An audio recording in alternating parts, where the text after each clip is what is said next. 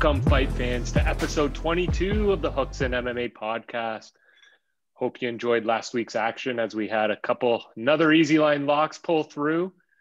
And this week, we're going to be looking ahead to a big pay-per-view. But first, we want to introduce this week's guests. We've got two. We've got Jeremy JBC Kennedy, who hails out of Surrey, BC, and is a former UFC and PFL veteran, fighting on Bellator 253 Thursday night. Tune in for that one, as he's going to make a run for that championship belt. And then next, we've got Christien Savoie fighting Thursday night for the CFFC Welterweight Championship. That's going to be a banger as well, and we've got some action here midweek to hold us over until the weekend. So obviously, Easy Lines is going to reflect back on that big RDA decision lock that he predicted, and also try to forecast some of these pay-per-view bouts coming up on UFC 255 this Saturday night, featuring the flyweight championship of the world, Figueiredo versus our boy, Hooks and alum, Alex Perez. So jumping right into that, we've got Easy Lines getting ahead of that book, Ben Z-Man. Ooh, all right. Thanks, Kronz. Well, just to recap last week's results quickly, Easy Lines went three wins and 2 losses. The Eric Anders fight getting canceled. It's a little bit, too bad for that, but still a successful weekend. Hope everyone was on the RDA decision at plus 150 there. Overall, currently, we're sitting at 75 wins, 42 losses, win rate of 64.1%. Win rate slowly coming down to earth. We were on like a really hot streak there in the summer and beginning of the fall. But now with this bigger sample size, we're kind of hovering around 65%, which, is really the goal. I really want to stick around that 65%. And that's our long term, but certainly, happy to be anywhere around 60% moving forward. So hoping to continue that, moving this forward into this great card this weekend. Some of my favorite fighters on this. So main events, the flyweight championship between Davison Figueiredo and Alex Perez. Hopefully I pronounced that right. I was practicing earlier today. So good. Yeah, exactly. One of my favorite fighters, so I figured I should try and get it going. But Davison, he's a minus 300. Perez plus 240. And for decent reason, in my opinion. Certainly not to knock anything against Perez, which is, Hooks and alum. Certainly, but Davison, he brings a certain type of absolute devastation to this division that really hasn't been seen before in a champion, in my opinion. Certainly, DJ and Cejudo were amazing champs, and let's say more technically skilled, but the power, the size, and reach, and really willingness to come forward that Davison shows in this weight class is unmatched than I've seen before. He's really big. I don't think people really realize he's bigger than Cody Garbrandt. Cody Garbrandt's small 135. Davidson's almost the same size as Jose Aldo, actually. So he's huge for 125. But it's not just his power that's amazing. His boxing's great as well. Very crisp, so quick. His accuracy is really what makes his power come to life, and what it makes it, look so good is that he catches people so cleanly and so accurately. So, Davison money line parlayed with a few things we're going to talk about later, I think is great. Really by finish, minus 200 is the play here.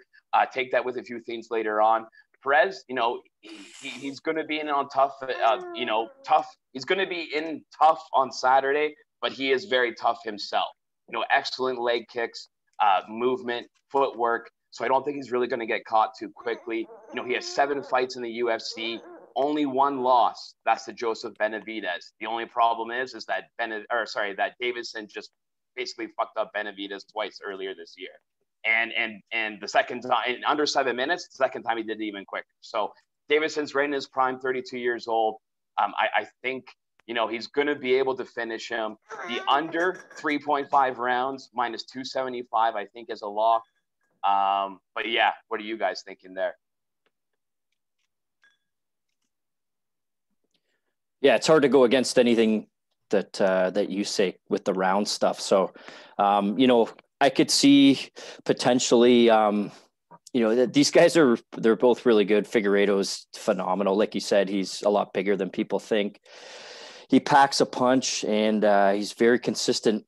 Perez is really hard to put away too, though. So just as a backdoor slider, I know I'm going to be listening to you and definitely betting the under 3.5 rounds, but something else parlayed, I'd probably go the distance just for value. I think it's plus 300. So I might slide that in with like a couple of for sures that we probably will talk about later. But I'm in with what you say, under 3.5 rounds. I just probably throw a few bucks on it going 5 rounds and being a nice flyweight 5-round war. But can never discount what you say, sir. Mr. Zeman, sir. Yeah, Mr. Easy Line, sir.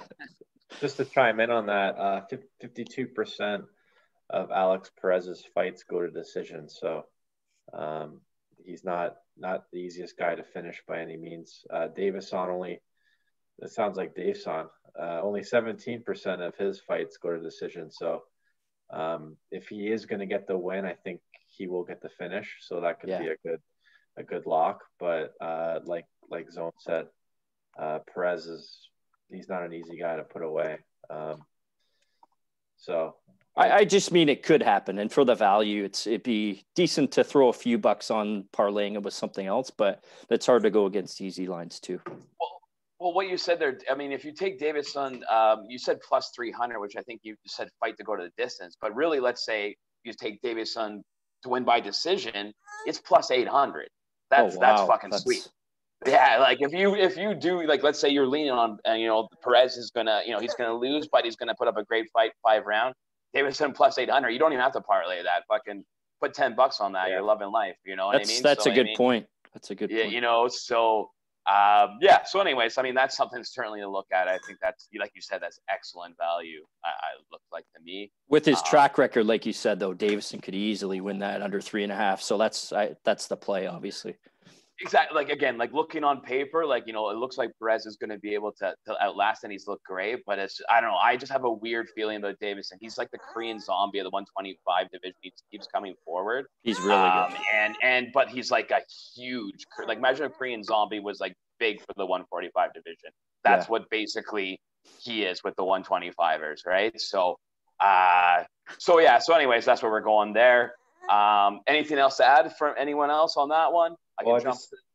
Just to add, like, it'll be interesting. It'll be an interesting fight to see because, like you said, he keeps coming forward like the Korean zombie. Like, and if Perez's last fight against Formiga, he won by a calf kick, just kicking the shit out of his leading leg. So it'll be interesting to see, what happens if he's constantly pressing forward, if he can, land those calf kicks.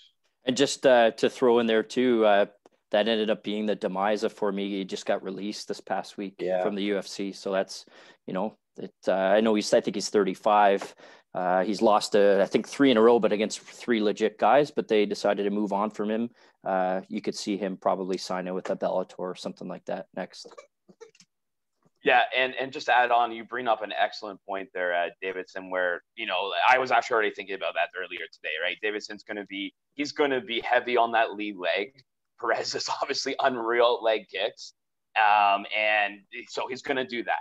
So I can totally, that's why, I'm almost struggling there of the over a little bit, right? Because I can see, let's say, Davidson coming forward really hard first or second, but if he doesn't really finish him, going in the end of the second, start of the third, his leg's going to hurt. Now, will he pull off like a Max Holloway type thing where he just says, I don't care about leg kicks, like Holloway did against Alex Volkanovski, and just kept walking forward with not caring about him, and the judges didn't really seem to notice either, so whatever.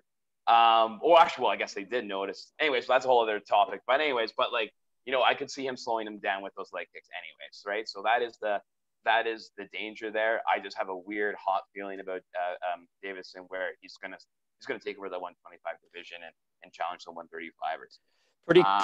Sorry, I was just going to say pretty cool too. We're all Dana White Contender Series fans, and pretty cool to see somebody from that show that got a contract move on and now fighting for the title. It gives hope for anybody that was just on this past season and seasons before and seasons to come, that they can make it. You got to be noticed at the right time. You got to put in the work. You got to get better. You might go through a loss like Perez did against Benavidez, against a legend, but ultimately came back. And, he's fighting for the title. So it's pretty cool, I think, to come from where he did. And he's got nothing to lose really Saturday, and everything to gain. He's the underdog, but it's not a crazy underdog either. So just looking forward to that fight. Yep. Totally agree. Okay. I'm jumping into the co-main event here. We have the women's also flyweight championship here between Valentina Shevchenko and Jennifer Maia. Valentina is coming in at a whopping minus 1,400. That's an incredible line for MMA. But dare I say, it actually makes sense here, and I think she almost deserves that line.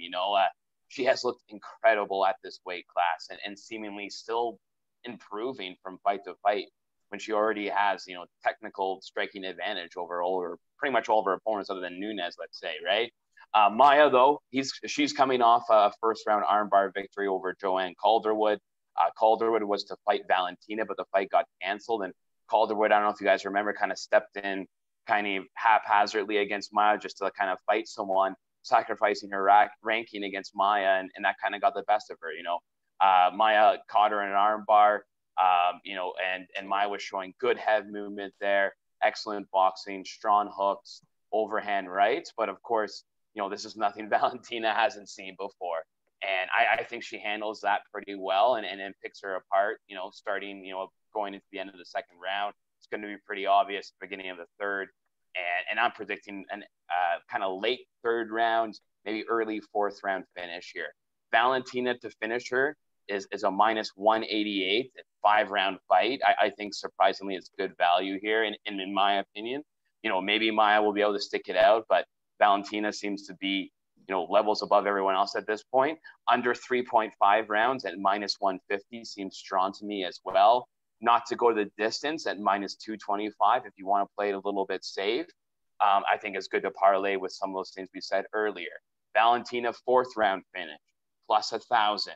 Nice little value bet there on my end. So if you want to parlay Davison finish with Valentina finish, that's a plus 130 right there. Put a nice 2 or 3 unit on there. Valentina fight to not go decision, or Perez and Davison under 3.5, parlay those to minus 105. So a couple of few things there to play, but what do you guys think about specifically about the Valentina fight? I like everything you said. I agree with you. Valentina is already what she's done. Her resume speaks to top 5 women's fighter of all time. I think she gets it done. I think she does finish. I agree with you there. I think just a forecast, not with a bet. I agree with you with all the bets, but to forecast, Lauren Murphy's won 4 in a row. I think Valentina fights her next. Once she beats Lauren Murphy, which she will handedly, and Nunes beats Anderson, I think you got to do number 3. That's really the only fight you can do.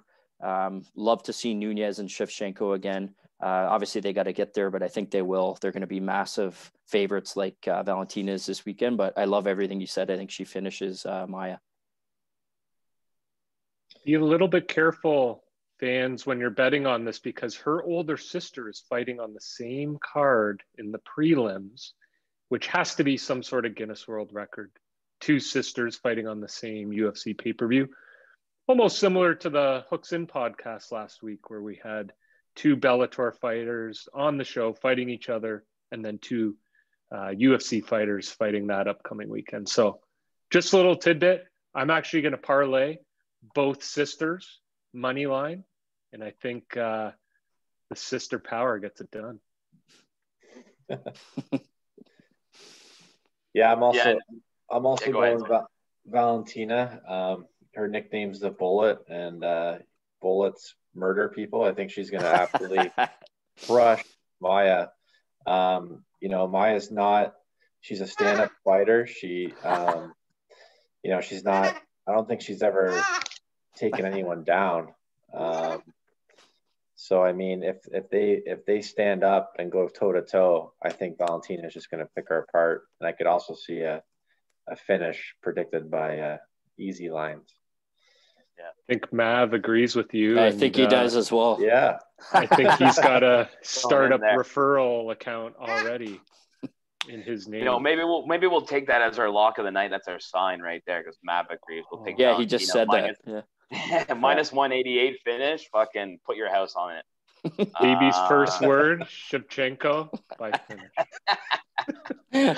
Via murder, via homicide. But no, exactly. I think, like you guys were saying, like Maya's just gonna, like, the way I watched the fight with Calderwood earlier today, and like if she does this, like she has good head movement, you know, but it's simple stuff. And I really, like, in terms of, you know, like just in terms of the technique and things like that, like Valentina's going to be able to figure out holes in there and set her up even for like that head kick she did against I. I'm going to give Maya a little bit more credit than that Jessica I, but like still, I think just going to be able to, you know, pick her apart, like I said, and eventually TKO, ground and pound, something like that. Next up, though, what I want to talk about is the welterweight fight. Mike Perry versus Tim Means. Yes. Perry coming in as a favorite, minus 150, Means plus 125, so a little closer fight. Both these guys bring a fairly similar style in that they like to stand and bang, and both have hell of a chin as well.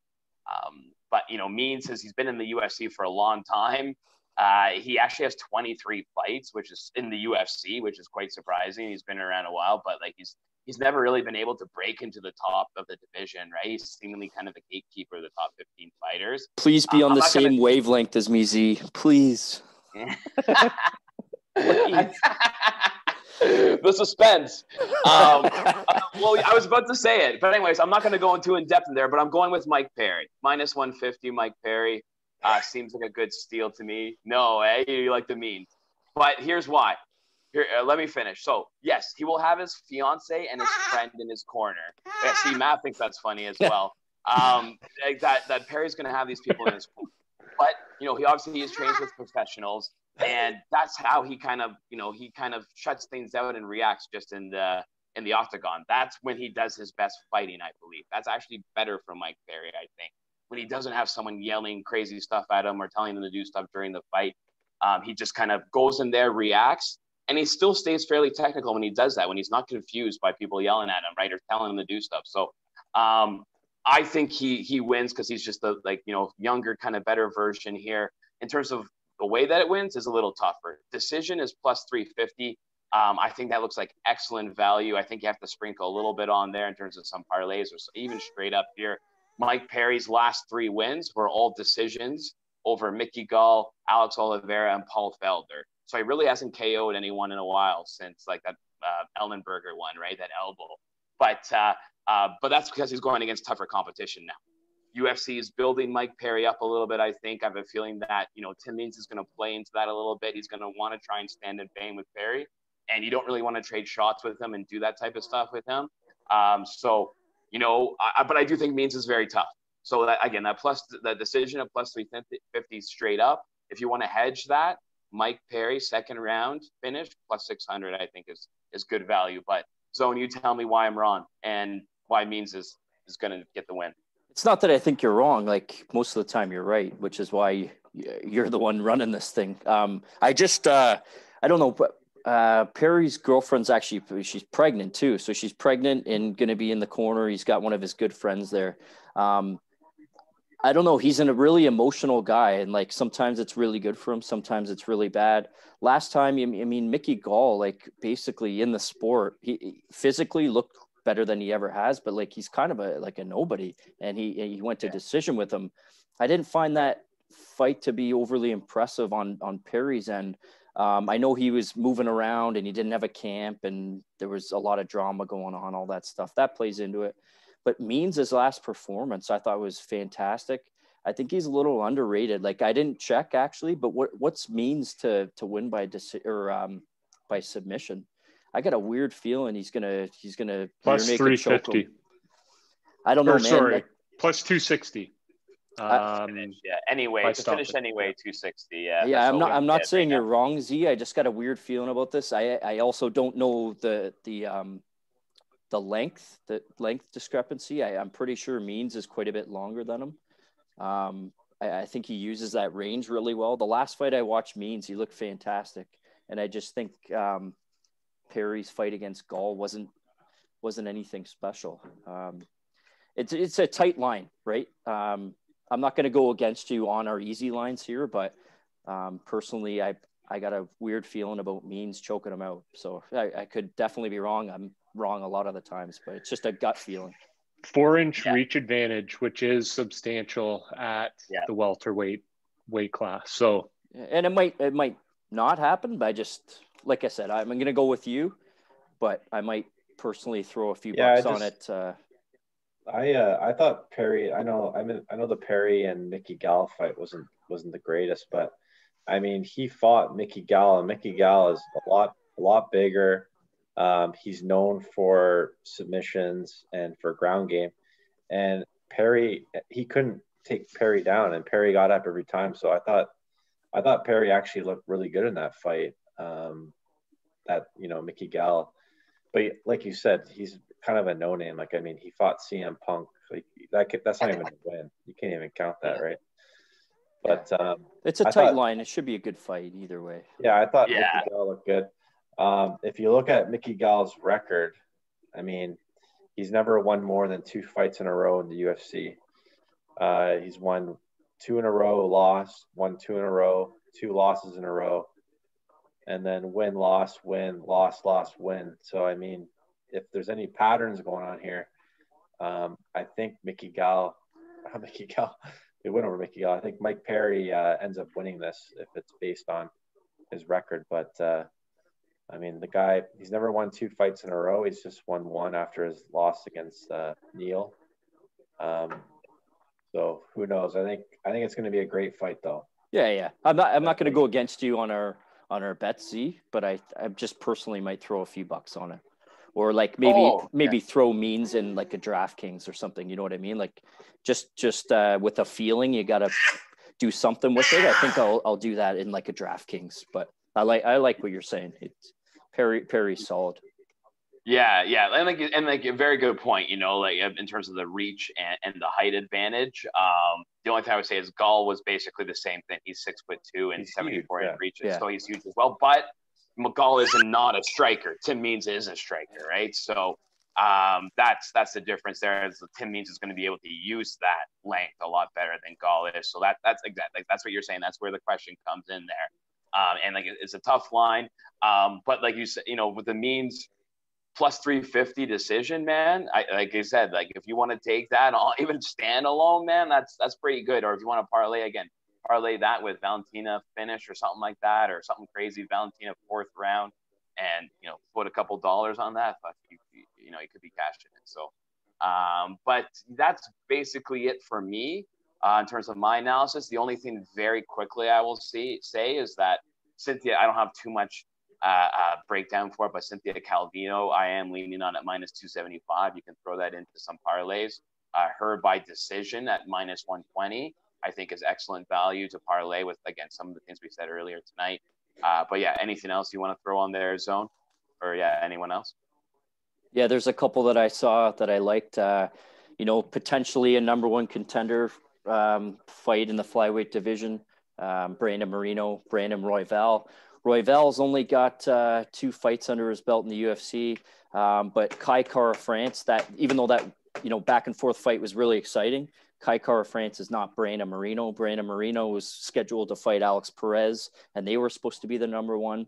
Perez obviously got the get-go here against Figueiredo. I love Brandon Moreno in this, one of my favorite flyweight fighters. I think it's minus 188 decision. Just going with that decision, parlaying it was something else. The other one that I liked, underdog, and this is just like a bit of a flyer, but oftentimes when you see somebody get an amazing knockout, the next fight, they're somehow a huge favorite. And it's like, all the regular fans are, hyped up on it, and the line seems a little off. the line seems a little off to me with the Joaquin Buckley fight. So he obviously had that amazing knockout of the year, not candidate. It's going to be knockout of the year. Impa Kasagone. He fights Jordan Wright. If I'm not mistaken, Jordan Wright, I think, is undefeated. And I think he's plus 275 or plus 2 something. One sec here. Plus 200, Jordan Wright to win. Jordan Wright to win, plus 200, sorry. So just as a value bet, I mean, you know, coming off a huge win like that, there's a lot of expectations that you're going to do something similar to that. Buckley, remember, lost his UFC debut against Holland, and Holland's obviously a really good fighter, but he got knocked out by Holland and then comes back with a huge knockout there. A value bet for Jordan Wright coming in here and him kind of shocking the world based on what I think is just a little bit of a swayed line, a little too much towards Joaquin Buckley. So that's all I got there. I got a little prelim value as well for our fans, and hopefully fellow fans at Dana White Contender Series. Kyle Daukaus versus Dustin Stolfuse. Both these guys are Dana White Contender Series alum. That Stolfuse had a crazy finish in August. I remember watching, he slammed a guy and his arm just popped out. And he's from Eastern PA. So is Daukaus. So they're kind of Battle of Philadelphia going on. But the Stolfuse fights out of Germany, and he dominates the European middleweight scene. He's the number 1 ranked middleweight over there. This is his UFC debut, but I really like him at plus 240. He impressed me at the Dana White series. You look at his record, he only has 1 loss. He has a mixture of knockouts, submissions, and I just think he's crazy athletic and really high IQ. I was really impressed by his post-fight interview. Seemed very calm, calculated. I think he's going to come in here ready, which to me, you look at Daukaus, all his wins are by Darce choke. Again, he only has 1 loss himself. He lost to Allen. Brendan Allen, he took a lot of damage in that fight too. So he seems just one-dimensional. He's the bigger fighter in this one. He's got the reach advantage, but similar to what you guys were saying about Mickey Gall, this guy's not a striker, right? He wins by submissions, and I don't think he can submit this Stolfuse. So I'd even go on a limb and take this Dustin Stolfuse by decision. It's plus 550. I think there's huge money there.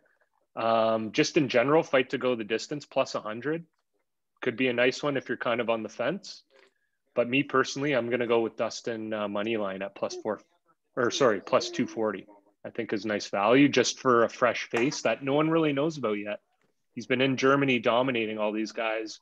Doesn't get much press over there. So I like how you put that, Kronz, and that's kind of my feeling towards Jordan, right? Like a fresh face that is dominated somewhere else. Like you don't really know, and take the value. Like, yeah, that's playing into that line, I think, right? The unknown factor, but I think in this case, in the bettor's favor.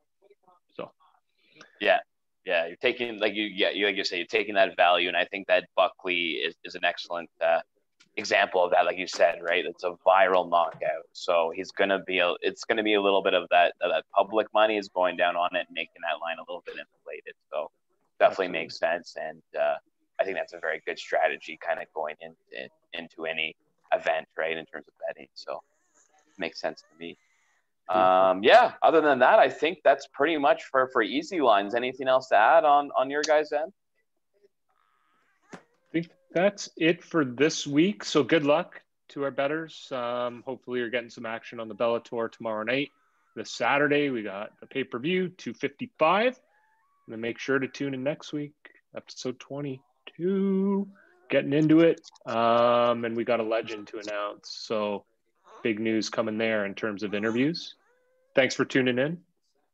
Have a good week. Go Raptors. NBA.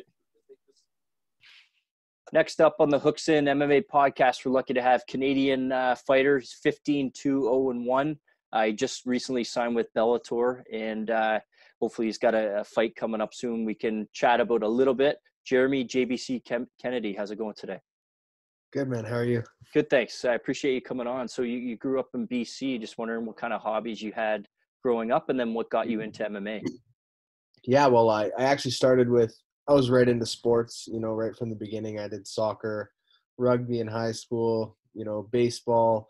I did it all, and I was always wrestling with my brother, who's 4 years older and 40 pounds bigger than me, and I fared all right, but like he was just bigger than me, and so I always wanted to get into wrestling because I loved it. And then when I'd wrestle with my friends who were my size, I would be successful, but I didn't know what I was doing still, so. And this was back in 2007 when jiu-jitsu and MMA and everything wasn't even that popular. Like I had to drive 45 minutes, out of town to a jiu-jitsu gym that was in like a recreation center that he just rented mat space, and it was like old school, in the gi. And my dad drove me out there, and just because I watched it was Ken Shamrock, Tito Ortiz 3 on TV. It was just happened to be on, and I knew Ken Shamrock from WWF actually at that point. And I was like, that's what I want to do, and then I started going, and then I started training in March. And then by May, I had my first tournament. Like I was just eager to compete, and came third in the adult division. It was a round robin thing, so I got a bunch of matches, and then just the rest is history, man. Just you got hooked from there, right? Oh yeah. I played rugby all my life. Where did you go to high school and play? I was Fleetwood Secondary out in BC here, and then I was inside center. Awesome. Yeah, great sport. Yeah, so you fought in the UFC, and you fought the 145-pound champ Alex Volkanovski. Just curious on that experience. Obviously, you were younger, and Volkanovski's come a long way, and now he's the champ in the UFC. Just that experience, what that gave you, and then how that's helped you moving forward in your career. Yeah, that one was a tough one. It's hard because like I was younger, and I went through a lot of different things that fight, which I grew from. You got to learn from all those things. I traveled to Australia, which was took forever to get there. And it was a local time event. It was local time for out here, so we fought at 7 a.m. on Sunday. So it's just a bunch of things that I've never had to deal with. And it's not an excuse. He had to do the same thing. And I'm sure he had never really dealt with that either. The weigh-ins were at 4 p.m. on Saturday, and it was like the official and ceremonial, the same ones. They went back to the old style just for that event. Okay. So we weighed in at 145, and I had about 16 hours till when I fought to rehydrate.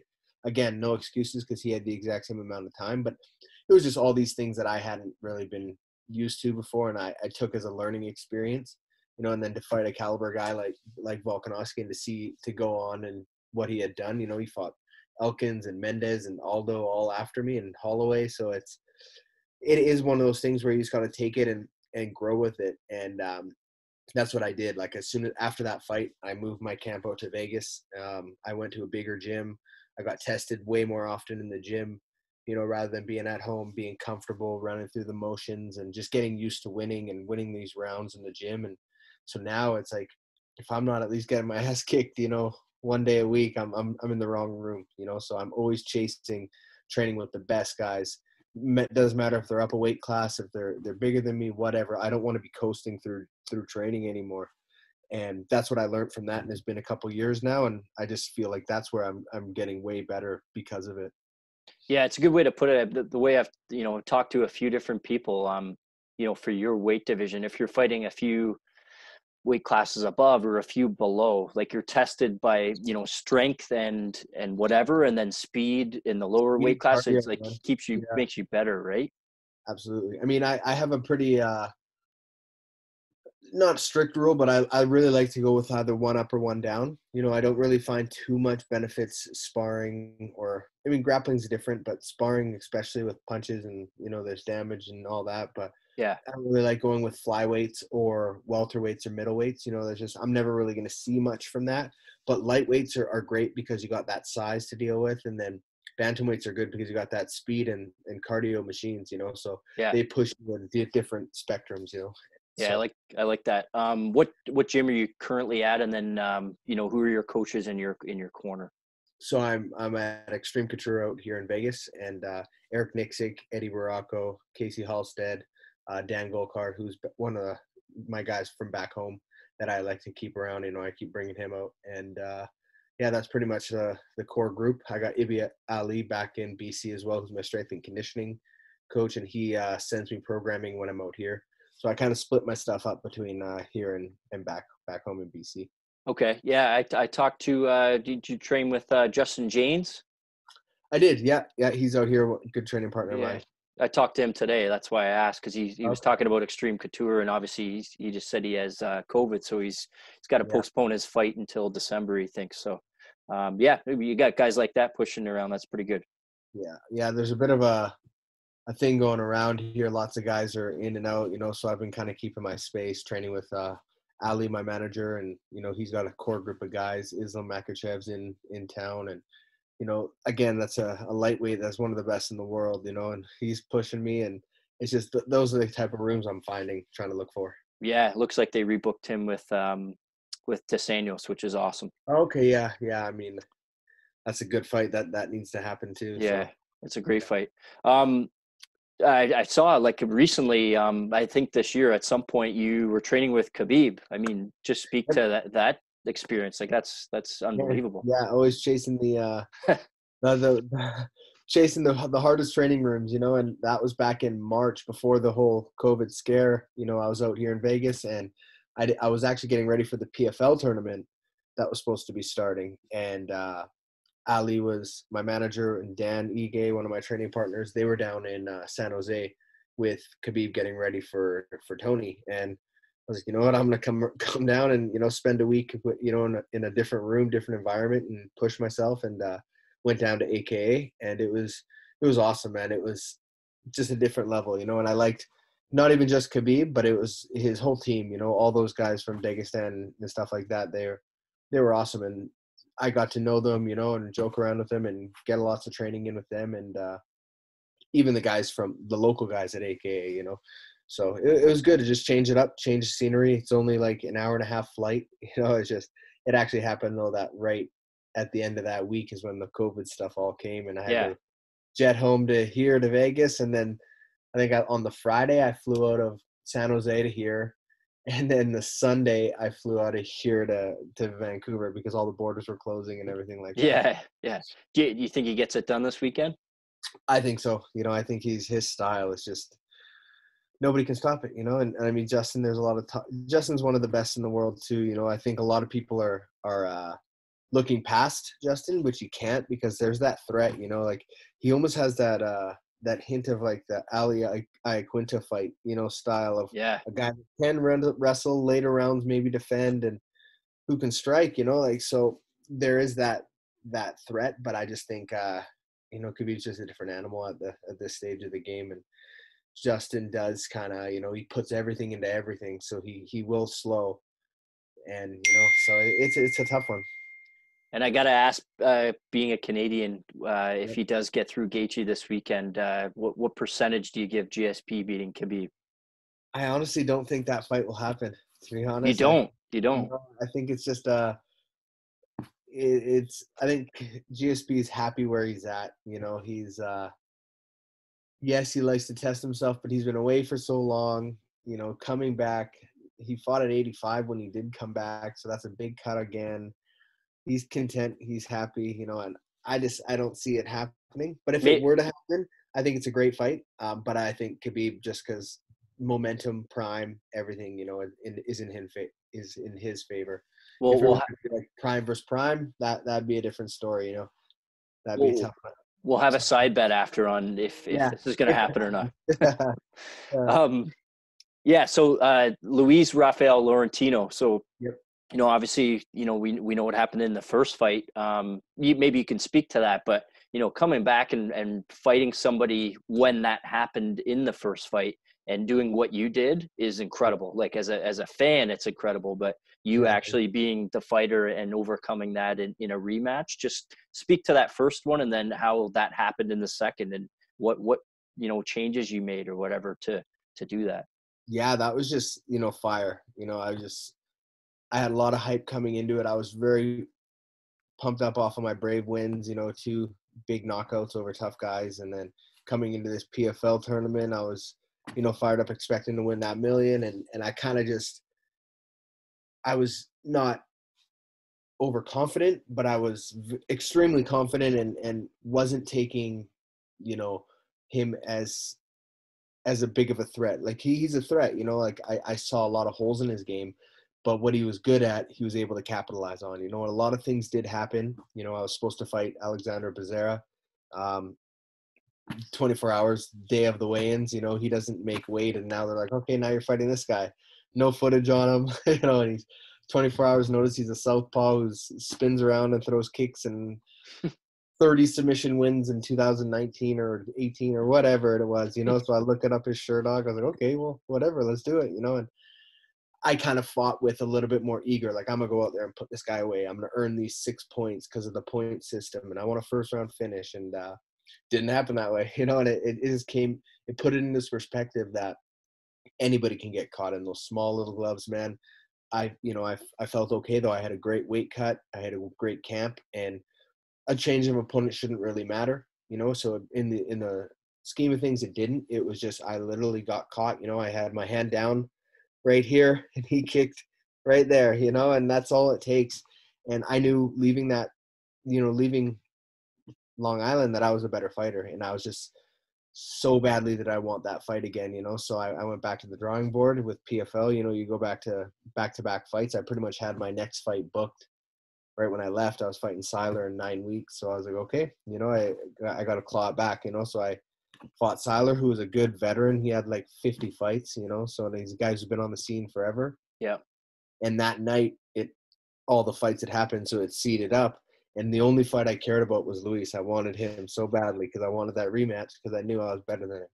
And it's just not very often you get to rematch somebody, but not like a few years later or down the line. It was 4 months later. Like I fought him in May, and then I fought him again in October. So it was just like I'm kind of blessed that it lined up, and kind of weird that it lined up that way with the seeding. like it's not like they pitted us together. I was number 6 and he was number 4 or whatever, however it worked out. I think it was 4 and 6. So and then that whole training camp, I was just like, okay, focus on southpaws, because that wasn't something I worked on prior, and sparring with a bunch of southpaws. I actually traveled the TriStar because I'd never been there before, and I'd been invited a bunch of times. They have a bunch of southpaws like Arnold Allen, Luis, and a bunch of guys, Mando Nallo, a bunch of guys that can go southpaw. And again, different environment, so I wasn't comfortable, and I just focused on southpaws and rubber guard and all that kind of stuff that he does, because I'd seen more footage of him now. I watched Lance fight him, and I wanted to right that wrong, and then I just had tunnel vision on him. And I was happy to go out there, execute it all. I even saw a lot of that stuff even in the rematch. He threw some spinning back fists and high kicks, and he was throwing that same high kick that he caught me with. I remember seeing it. I was like, you son of a bitch, So, I was happy with and stopping him the way I did. It was picture perfect, man. I was happy. Fantastic. Yeah, you say your hand was up here and it was just above there. Like I compare that to football. Like a football's game of inches, but then if you shrink down a football field into a cage, it's like what, centimeters, like even smaller, right? So it's the kick from like not kicking range. He just had really good dexterity, and we were like in punching range, and he threw a high kick, and snapped it in a really good angle, so it's all the power to him. But you got it back. Yeah, got that one back. Righted that wrong.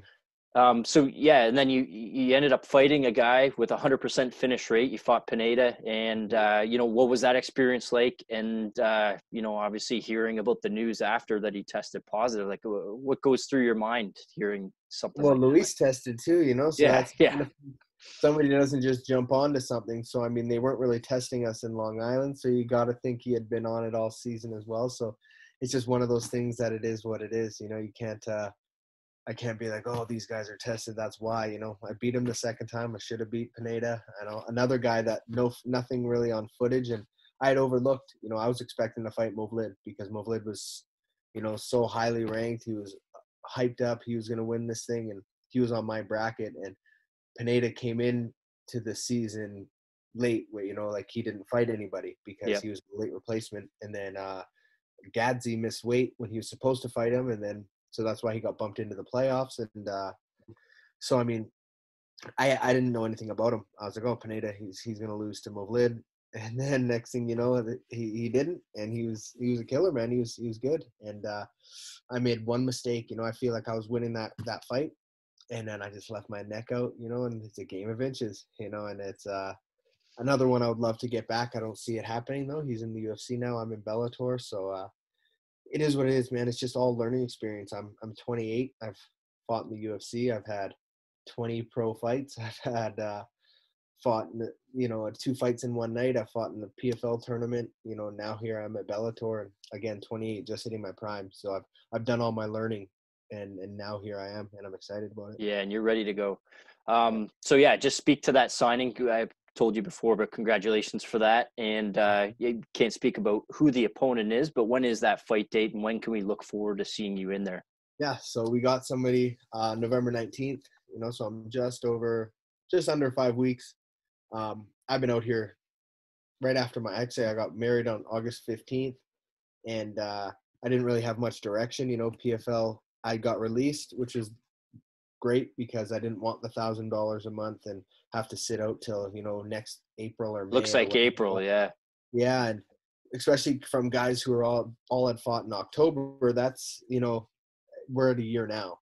Yeah. So that's another, you know, 19 months total, and I was just not something I was looking at doing. And but I had no direction, you know. I was like, okay, well then what's next? You know, I need a work visa. The UFC does all these short notice things, but with a work visa, I need to be like signed outright. Then there was Bellator that I was really interested in, but I was just in BC, COVID, everything was closed down. And I was like, okay, I told my wife, I was like, I gotta get back to Vegas, and I gotta, you know, go head to head strong. There's nothing really holding me back in BC career wise. So she super understanding. She let me come out here. I came out here September 9th. So about 3 weeks after the wedding, no plan, no return flight. And, talked to my manager. I was like, I'm just going to train my butt off, and then pick me up something, anything. If it's a small LFA fight, just to fight, because I didn't want to fight. I don't want my layoff to be over, like, you know. Yeah, too long. 14, 15 months, whatever. So I was like, if I have to pick something up small just to stay busy, whatever it is, I love this sport. I was going to fight for free in a sense, you know? So I was just like, I'm getting in shape. And he's like, okay. He's best manager in the game. So he was just like, you know what, just stay training, get ready, be ready to go at any time. And that's what I did. You know, I've been out here for 6 weeks, putting in a 6-week camp, you know, so my weight's been low, training, you know, 2-3 times a day, sparring, whatever, getting everything in. And he's like, Bellator's interested. I was like, okay, but I'm going to keep training. And then he called me one day. I was actually at the gym, and he called me. He's like, hey, we got the deal done, blah, blah, blah. No fight yet, but stay busy because they know you're eager, you know. And then Bellator being, you know, the promotion they are, you know, Rich Choi called me directly, and he's like, hey, I just wanted to introduce myself, you know. And he understood. I explained everything. I was like, I can't go home until I fight because of the 2-week quarantine. It'll set me back too much, you know. If I were to go home and see my wife, I have to be sitting at home for 2 weeks before I could come back or do anything. So I was like, it's pretty much, I'm here until I fight, and then I'll go home for a quarantine, a little bit of rest and whatever. So they knew that. And then once he knew that, we had to switch over my visa because it was with PFL. They switched it over to Bellator, and then they're like, we'll get you, once we hear from the legal team, we'll get you a fight booked. And then that was on like a Saturday. And then yesterday, boom. You know, they sent me the date, opponent, everything. I was like, all right, there we go. So, I mean, I got 5 weeks, but I already have a full camp behind me, you know, so I could have fought. I was gunning for October 29th, and I was like, you know, so eager. So, I mean, now I'm going to kind of chill out a little bit this week and then hit it hard again. And the last month, I'll push hard and be ready to go. My good buddy, Josh Hill, he fights in Bellator, and he's got a number 1 contender fight coming up, but he's said nothing bad about Bellator. It's all been good stuff. So I think you're in good hands, and it seems like, you know, very professional the way they've reached out to you and got you an opponent. Yeah. So it like everything I've dealt with so far with them has been amazing, you know, just with how they've treated me, how the process, the speed, everything. So I'm really excited about this. I would like to ask you about the featherweight division. I would say it's the deepest division in Bellator. I talked to two guys today, and they're fighting each other: Daniel Weichel and Emmanuel Sanchez. Two legit guys. Yeah. What's that? Quarterfinal, yeah. Yeah. Yeah, so I just want to ask you about that division. There's some great names. Obviously, Patricio's one of the best in the game, and he's fighting Carvalho and AJ McKee. AJ McKee. Yeah. Yeah, I'm a fan of the division as well. So it's when I was fighting with the PFL, they had announced their $1 million Grand Prix and everything. Obviously, COVID delayed it all, but it was back, a year this time that they started it. Really, I think it was August or September that they had that first the opening round. Yep. And I was super interested. It wasn't my division, it wasn't my organization, but as a fan, I followed it. I was like, oh, I love this. I got who's matched up with who, and I've been studying it. Adam Borix, all these guys, Pedro Carvalho, all them. Like, I was just watching it as a fan, and then once I've been following it as it comes through. It sucked that it had to get delayed, and how like one bracket's a little farther ahead than the other. But I was interested, and then when I got the paperwork fighting in Bellator, I was like, you know what, this is a great time to come in, because the landscape is right now. They're doing this tournament. All the big names are in this tournament. I like to think I'm a big signing for their featherweight division, and I get to come in, get my feet wet, fight right away. And now as this tournament's coming to an end, I'm going to be in here, and I'm in the mix as well. I would love to fight any of these guys that are even dropping out of the tournament that are available, because it's all their big names. They took their 16 best, and now that there's, I think, eight of them left. Yeah.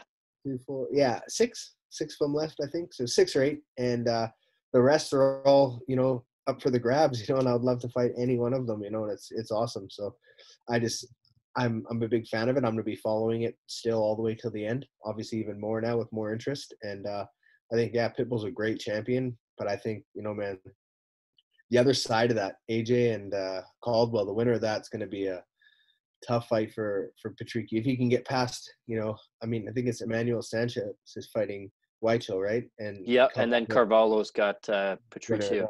So I would imagine out of that bracket, Patricio's going to win, go to the finals, and then AJ and Caldwell. It's hard to pick against an undefeated guy who's been blowing through everybody. So if I was betting, I would say it would be an AJ Patricio final. And you think so? That's a deadly fight, man. That's an awesome fight. So yeah, I think that and if I was betting, man, I would say that would be how it's going to play out.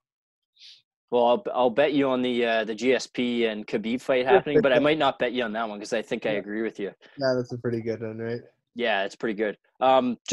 Congratulations on getting married. I think I said that to you before. Just speak to, you got away and got a little bit of a honeymoon. How are things been? Yeah, like I guess, again, obviously with COVID, it kind of put a wrench in everything, but we did a little road trip up the Sunshine Coast in BC. We rented an RV. We can't really travel anywhere with the quarantine, so it was like a mini honeymoon. A mini moon is what she was calling it. Yeah. So, our goal has been Europe. So once the world kind of goes back to normal, whether it be next year or whatever, I owe her a trip, to Europe. And that's what's going to be our actual honeymoon. But we went and did a little 5 days and just by ourselves, no cell reception for the most part, camping, campfires, RV, brought a dog, and, just drove up the coast, and then came home, and it was a nice little getaway. Then got to stay home for a little bit, but I am eager to get back home and see her. She's actually coming out here end of next week, which will be nice. She'll be here for my last couple weeks at camp, and it's good because it's needed. She's a big part of it, and just my soundboard, and helps me with my diet, motivates me when I'm tired and don't want to train anymore and stuff like that. So I'm really excited to have her out here. It's awesome, man. Last segment here between rounds. I'm gonna ask you a question. There'll be a few different answers. Okay. Okay. Your favorite food to eat? Cheat meal or healthy wise? Both. Give me both. Okay, cheat meal would have to be a chicken burger, like a breaded chicken burger with fries. Healthy is I'm big into breakfast food, you know, scrambled eggs, hash browns, bacon, all that kind of stuff. So if I'm staying a little bit healthier, turkey bacon to make it healthy, you know. There you go. I like egg whites, you know, I like my breakfast though. Regular bacon when you're by yourself and turkey bacon when your wife's there, right? Exactly, when she's watching over me. What's your favorite spot in BC if somebody's never visited before and you want to tell them to check out a spot? Osoyoos. It's a small little lake town in the interior. It's great weather. It's kind of desert weather, but it's a small town, but it's awesome in the summertime. Osoyoos by a lot. What's your favorite country in the world other than Canada? Country in the world. I have a lot of people that would be mad at me if I didn't say the U.S. but destination that I've traveled to that I enjoyed, I really liked Morocco. Okay. Morocco was awesome. So I wanted to ask you this before. The featherweight division in Canada, just Canadians.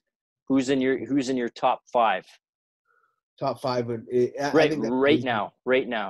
I think that's an easy one because it separates, you know, it's top 5 and then the rest. You know, I would say it's me, Hakeem, TJ Laramie, Gavin Tucker, and that's about it. I mean, Kyle Nelson, I think he's moving up to 55 and not that. Yeah, he is. Yeah. His stuff has kind of suffered. His performances have suffered in cage. Charles Jourdain, sorry, there you go. That's 5. Yeah, that is 5. Jourdain, Tucker, Hakeem, myself, and Laramie. And then I think there's a long gap. If there was a little bit of if somehow like a tournament for that, who do you think you would face in the final in that?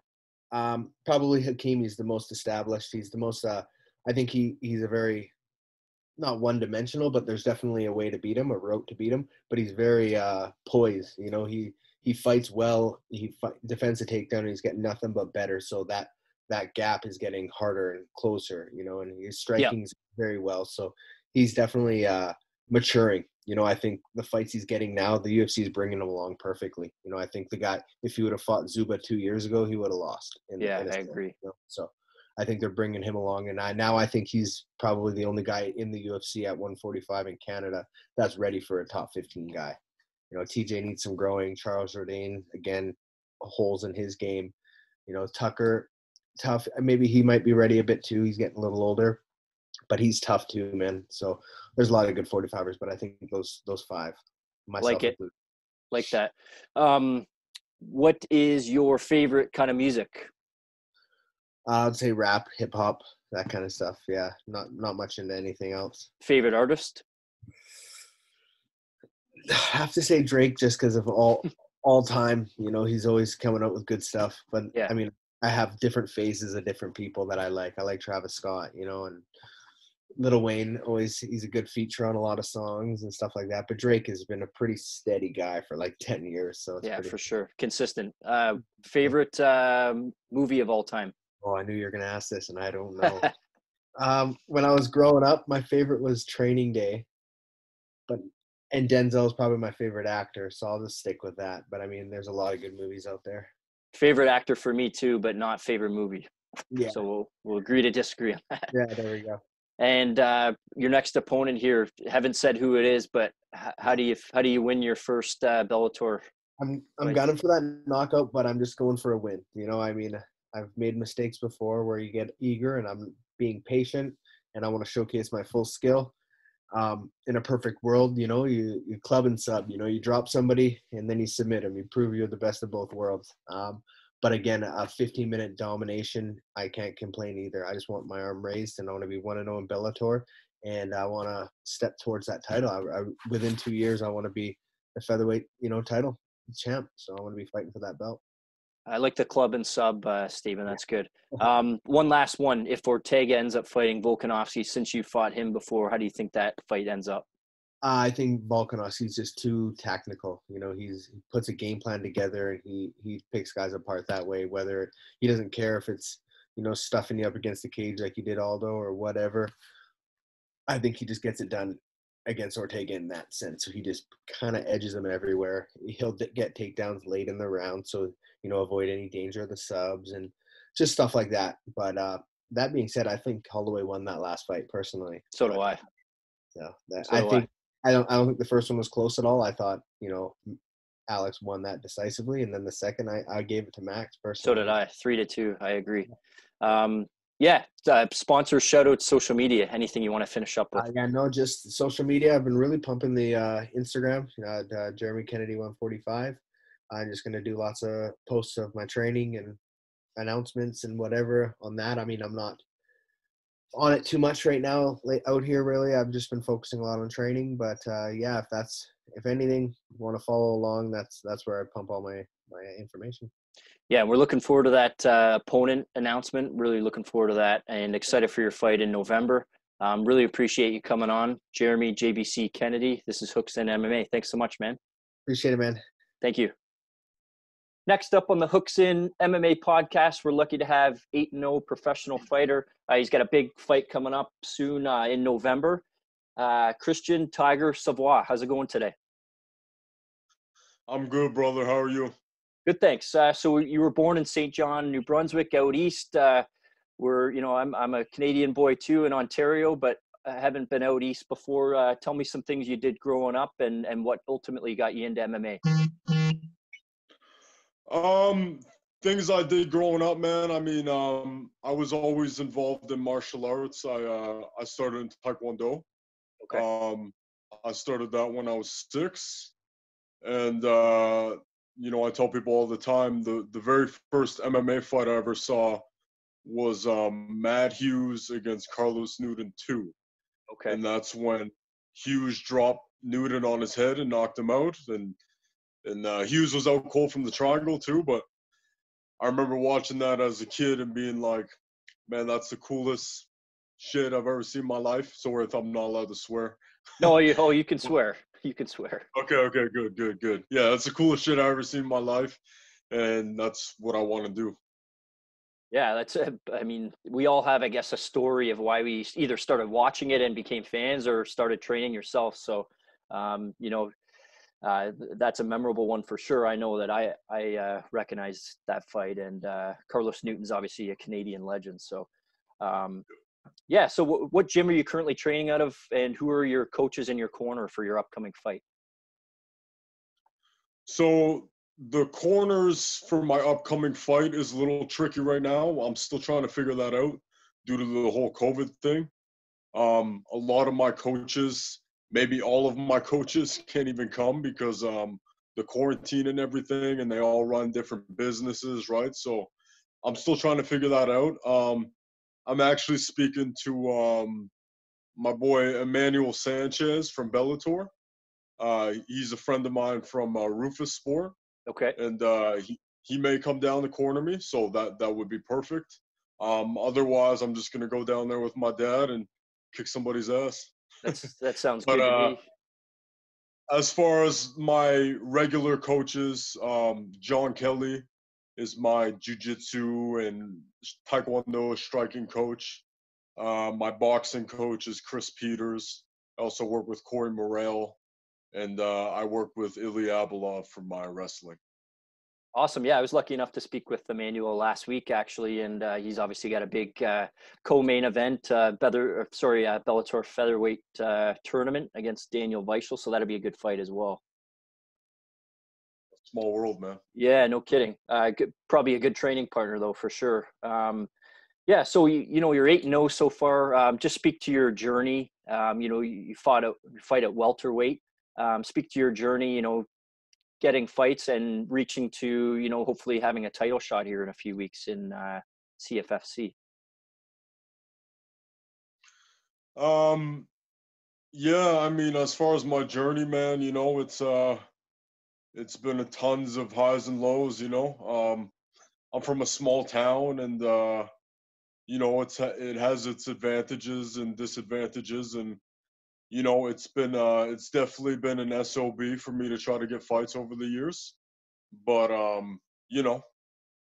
feel like I've done pretty well. And I'm 8-0. I feel like I'm in my prime right now. I feel like I can beat anybody in my weight class. So yeah, I'm content with where I'm at right now. Yeah, so we'll officially hear the name of the opponent soon from you. just wondering, what this win could do for you, put you at 9-0, depending on what happens. What do you forecast or foresee, not overlooking this fight, but forecast or foresee yourself maybe doing next? I think I finish this guy and I'm in the UFC. That's what I think. From what I gather, 99% of the CFFC champs end up getting signed to a major organization. My number one goal has always been the UFC. Nothing against any other promotion or brand. It's just, it's here, man. It's here. And I think I win this fight, decisively. I think I get my shot. Yeah, we look forward to that and definitely foresee that happening as well. What do you like to do after fights? So you got, your training camp, you got a weight cut, and then you got your actual fight. Afterwards, how do you celebrate a fight? Man, usually, I'll eat a bunch of shitty food and, have a night out or whatever. Then within a couple days, I start to get, there's the high of the fight. Then, we celebrate, this time is going to be weird with the quarantine and everything, but yeah, I usually pig out a little bit. Then within a couple days, I'm depressed and I'm back in the gym. So that's usually what happens with me. Yeah. I think that's a good thing though. So yeah, definitely. Yeah. A couple days, get back in there, get to doing what you do. What are some of the hobbies, activities that you like to do outside of training and fighting? And do you have a family, and do the hobbies incorporate that family as well? I like to hike, bro. I'm a big outdoors person. Summertime ideally. I got a paddle board. I like anything that's active, man. I got too much energy for my own good. But when I'm so exhausted from training, I like just I watch anime. I like watching cartoons. I like to shut down, aside from that, man, I'm not a, like I said, after fights, which is very rare, but I like to have my nights out here and there. But aside from that, man, I'm a pretty chill dude. I'm a pretty introverted dude, and I love training. I love eating well. I love sleeping well, and pretty much sums it up. A lot of those things you just said kind of resemble or emulate Israel Adesanya. He kind of does some of the same things. Kind of a more simpler life, training, working hard, anime, those kind of things, and enjoying life, eating well. Yeah, well, funny you mentioned that. I was before the whole COVID thing, I was in New Zealand training at his gym, man. Oh, really? I didn't know that. Yeah. I was at City Kickboxing a couple months ago, and literally I was supposed to be there for 6 weeks in New Zealand, and COVID, literally, when we flew out there, it was my girlfriend and I. It was just starting. Then within a week later is when Trudeau's everybody's got to get home or you're gonna die, kind of thing, So it really messed up my trip, man. But yeah, just a little FYI. Yeah, I spent some time there. That's awesome. Something once we get over all this bullshit, hopefully you can get back there and enjoy that full time that you're expecting to spend there. Pretty damn good place to go. So last segment here between rounds, I'm going to ask you a question, and however you want to answer it, you can. Sound good? Yeah, man. Favorite food to eat?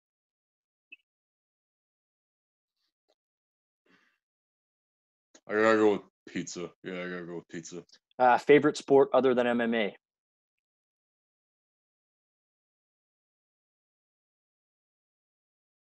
Bro, honestly, maybe kickboxing. Yeah, no, fair enough. Yeah, I don't watch any sports aside from combat. So nothing wrong with that. Okay. So I haven't been out east. For anybody else who hasn't been out east, what's a underground or a spot that you like to go to that not a lot of people know about that they, if they were visiting, could visit? I gotta give a shout out to one of my sponsors, actually, Spa Chance Harbor. That's the first place that came to mind, man. It's such a beautiful place, man. It's an outdoor spa. They got an outdoor hot tub. They got the sauna. you go from sauna, then you walk into the ocean. That's like my favorite place in the world, man. So I got to give them a shout. It's a beautiful place. Sounds awesome. Favorite country in the world other than Canada? I mean, I've only been to a few, but I'd say New Zealand. That's my most recent. I loved it there for the week and a half that I was there. So yeah, so far New Zealand. Favorite kind of music? I'm a gangster rap guy for sure. Hip hop, gangster rap. Yep. Favorite artist? I'm all over the place, man. But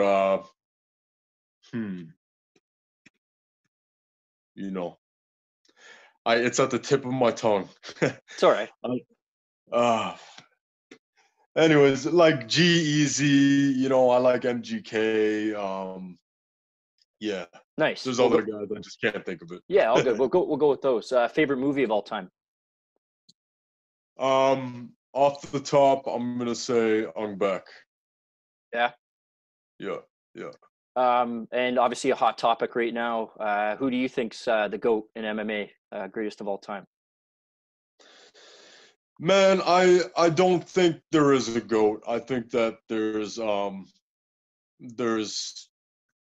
the greatest of their era, But to name a few guys, I guess I would say Fedor, the man in the back, GSP. Khabib's up there. Anderson, of course. Yeah, those are the guys come to my head. BJ Penn. There we go. Good way to finish.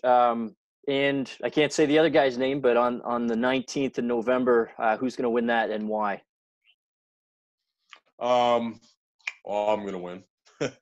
And why?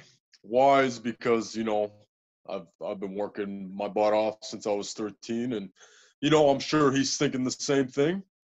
But yeah, I'm going to win because I'm confident that I'm going to win. And any sponsor shout-outs or social media to finish up? Off the top, I want to give a shout-out to 4 Fitness and Athletics here. MXT Jiu-Jitsu, Victory Jiu-Jitsu, East Coast Boxing, Made in Heaven Cleaning, my massage therapist, Stephen Frampton. And that's all I can think of at the top of my head. Sorry, guys. No, that's great. We're really excited for November 19th. Our hope, and I'm sure it's your hope too, get that W and get a call by the end of the year. Really appreciate you coming on today. Christien Tiger Savoie. This is Hooks in MMA. Thanks a lot, man. Thanks a lot, brother. Appreciate it. No problem. Good luck, and we'll chat soon. Thanks, man. Cheers. Falling in and out of love, in and out of love with you. Falling in and out of love, in and out of love with you. Falling in and out of love, in and out of love with you. Falling in and out of love, yeah.